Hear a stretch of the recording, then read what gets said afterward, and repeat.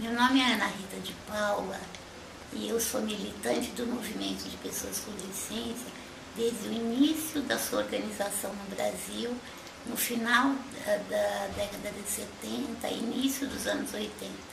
Depois eu dirigi toda a minha vida profissional também para a área de saúde e reabilitação e posteriormente também na atenção às pessoas com deficiência nas outras áreas, educação, trabalho. Isso me deu a oportunidade de acompanhar as mudanças históricas da sociedade em termos de relação e de representação com relação às pessoas com deficiência. A década de 80 foi de fundamental importância porque a questão das pessoas com deficiência deixou de ser uma questão meramente assistencialista para se tratar de uma questão de defesa e promoção de direitos humanos.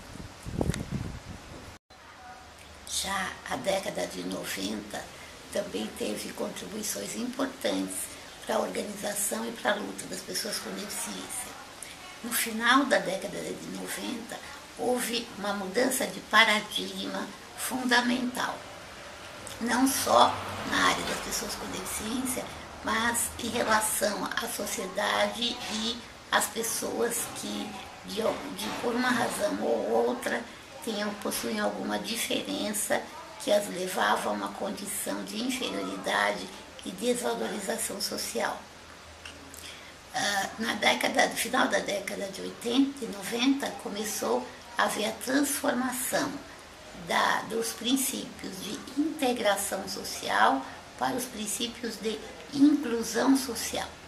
Se a gente for ver no dicionário, integração e inclusão são sinônimos, mas conceitualmente são princípios bastante diferentes.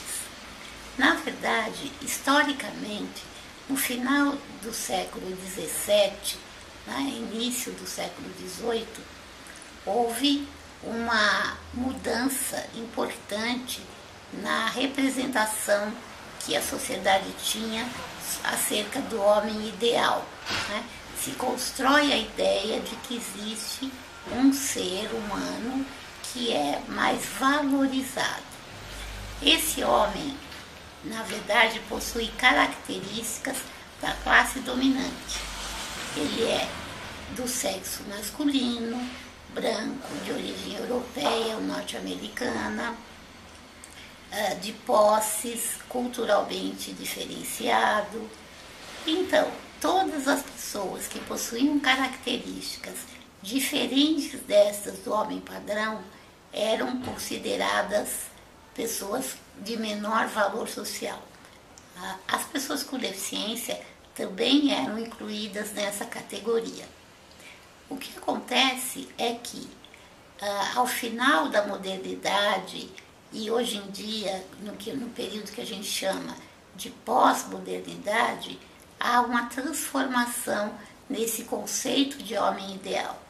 Deixa-se de buscar esse padrão de homem e passa-se a valorizar as diferenças entre as pessoas. Na verdade, passa-se a reconhecer e valorizar uma característica da humanidade que é a diversidade humana. Vamos entender um pouco mais a questão do princípio de integração social. Então, sob a vigência do princípio de integração social, havia então a valorização deste padrão de homem ideal. E as pessoas com deficiência eram tratadas como sujeitos que deveriam ter um tratamento cujo objetivo era minorar as incapacidades e aproximar essas pessoas desse padrão de homem ideal. Portanto, os serviços de reabilitação, os serviços de educação especial eram desenvolvidos em locais especializados, cuja finalidade era desenvolver as capacidades e minorar as limitações para haver essa aproximação do homem ideal, que na verdade era visto como homem normal. Ou seja, as pessoas com deficiência eram consideradas pessoas anormais, tanto do ponto de vista estatístico, no sentido de que pertenciam a uma minoria na curva de distribuição da normalidade, como também eram anormais do ponto de vista biomédico. Nesse período houve associação da normalidade estatística com a normalidade biomédica e social. Então, a ideia de anormalidade ganha uma valorização social e todas as pessoas que fogem desse padrão ideal são consideradas anormais e merecem, então, um tratamento que as aproxime da normalidade. Após esse período de intervenção buscando a normalidade, essas pessoas poderiam, então, ser inseridas no que a gente chama de mainstreaming social, ou seja, a corrente principal da sociedade, e serem atendidas e usufruírem dos bens e serviços da sociedade nos espaços comuns, desde que tenham tido sucesso nesse trabalho anterior de busca da normalidade. Este período no Brasil se inicia no final da década de 50, né, e vai até o início, meados da década de 90. Na verdade, já no início da década de 60, começam a surgir as instituições, basicamente de caráter filantrópico, voltadas ao atendimento de pessoas com deficiência. Essas instituições são criadas a partir de tipos de deficiência, objetivando o atendimento a determinados grupos de pessoas com deficiência. Então surgem instituições que visam o atendimento a deficientes auditivos, outras deficiências intelectuais, deficiências motoras e assim sucessivamente. Na verdade, além dessa divisão por tipo de deficiência, as instituições buscavam atender no interior dos seus muros todas as necessidades das pessoas. Por exemplo, as instituições voltadas a crianças com deficiência, né, buscavam primeiramente o trabalho de alfabetização, de ensino, e depois, conforme essas pessoas iam crescendo, o objetivo da instituição se estendia para a questão de trabalho, renda, e conforme as mudanças da vida da pessoa, iam surgindo outras necessidades que a instituição, então, tentava responder no seu interior. Isso implicava que a vida da pessoa, né, se passava toda no interior da instituição. Na verdade, poucas eram as pessoas que, de fato, após o trabalho nessas instituições especializadas, saíam da instituição e começavam a frequentar os espaços regulares da sociedade.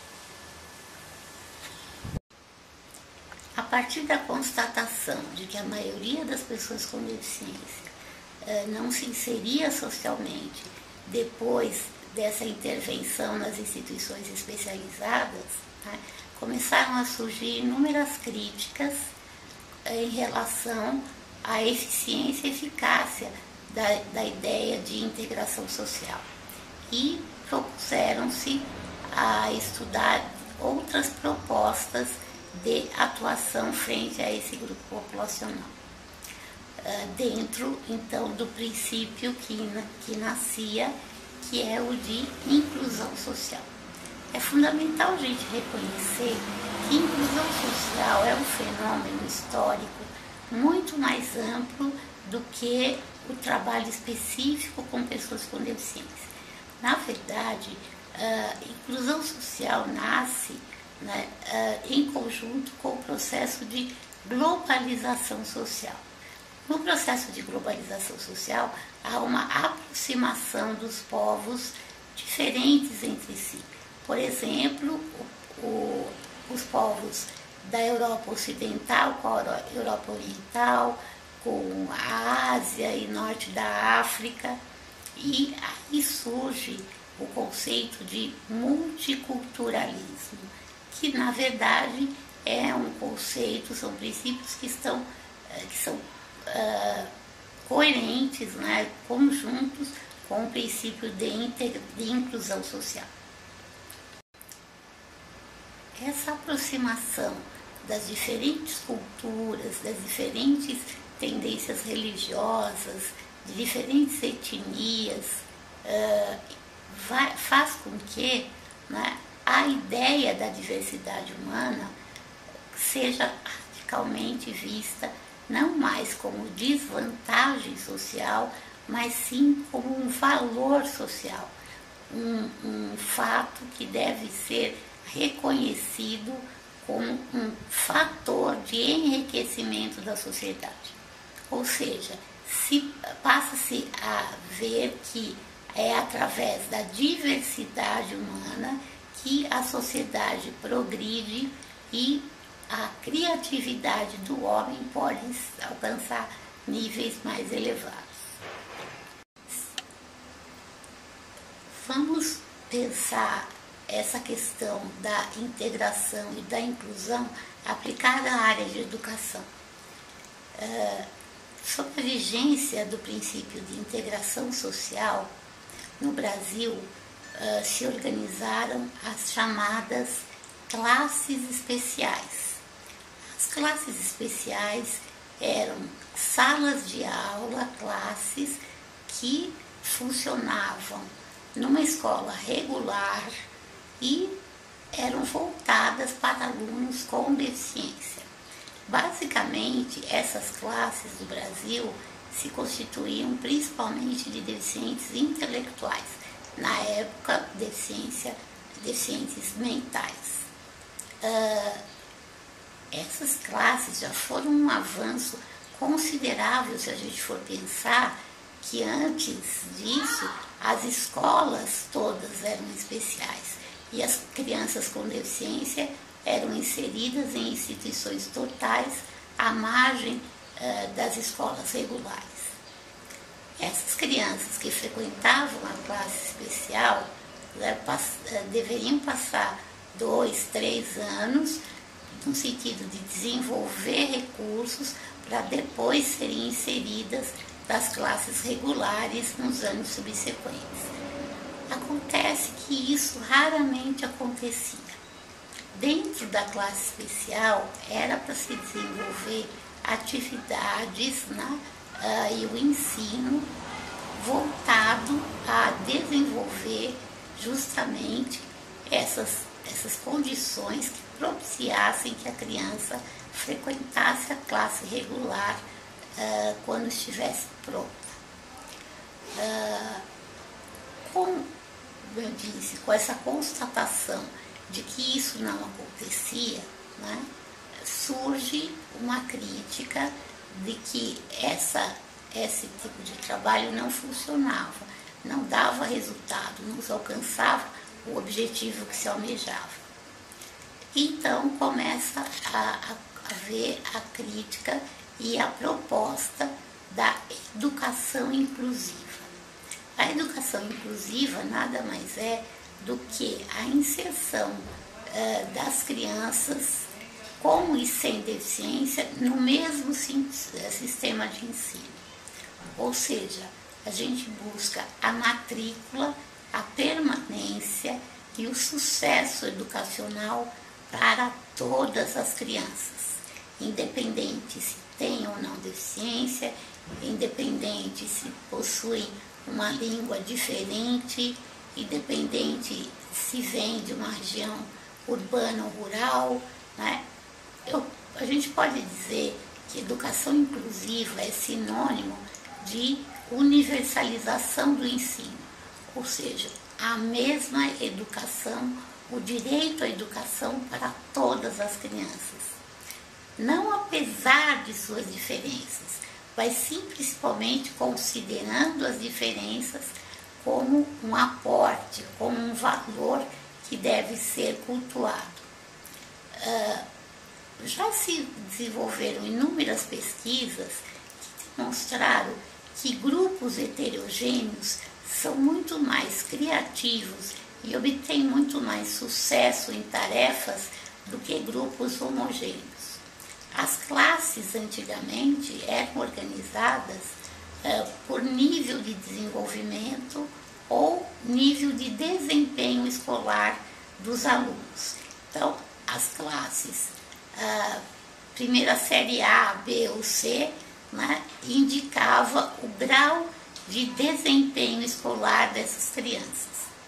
O próprio interior da sala já era organizado, classificando esse desempenho. Os alunos que sentavam-se nas primeiras fileiras eram alunos com maior desempenho, melhor resultado do que os alunos que sentavam-se nas últimas fileiras, nas últimas carteiras. Hoje em dia se reconhece que esse tipo de homogeneização do grupo, primeiro é uma tentativa vã, porque a gente nunca vai conseguir homogeneizar os grupos, felizmente, porque a diferença, a individualidade de cada um se sobrepõe a essa tentativa de massificação. Se reconhece hoje que as crianças com deficiência têm muito mais o seu desenvolvimento garantido a partir do grupo heterogêneo.